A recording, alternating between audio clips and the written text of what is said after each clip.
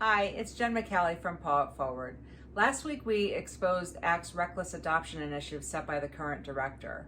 This has led to an alarming increase in the number of bite case returns. Dogs are being adopted, returned, and recycled right back out the door.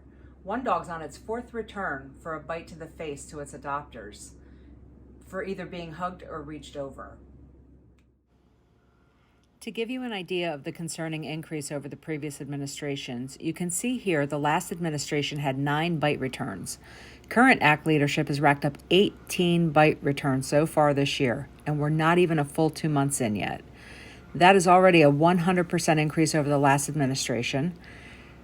If this trend continues, they could potentially be on track to a shocking 1,100% increase for 2021 over the previous administration. Let that sink in for a second. There were also 10 very serious bites to volunteers, rescue partners, and staff last year, with some requiring hospitalization or multiple surgeries. This doesn't even include any bite case adopter returns. Hey guys, it's Azita from Paw It Forward. Jen just did a great job going over the current bite cases at ACCT Philly and the alarming numbers that are happening right now. Past administrations made sure to evaluate the dogs behaviorally. They gave them time to settle and for staff members and volunteers to work with them. And they tried their best to try to place them in the proper homes. That's obviously no longer the case. The new Director Aurora Velazquez has made sure for everyone to know that public safety, the well-being of dogs is really not a priority for her. If dogs are stressed after being returned, they're actually drugged in order for them to cope with the situation. This is not acceptable to us, and it should not be acceptable to you either. So what do we want to accomplish with these videos? We want the mayor to stop picking the actual board members. The elections should be fair and public so that the board is made up of a diverse group and a group that's going to actually fundraise and provide new things for the animals and make sure that it's an active board. The current chairperson for the board is actually a city official. Her name is Joanna Ortero-Cruz. The chair of any nonprofit board that is associated with a city should not be a city official.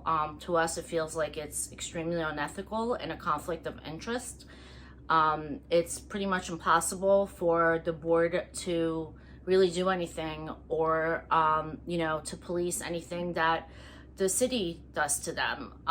So really, we don't think that position should be with any city official.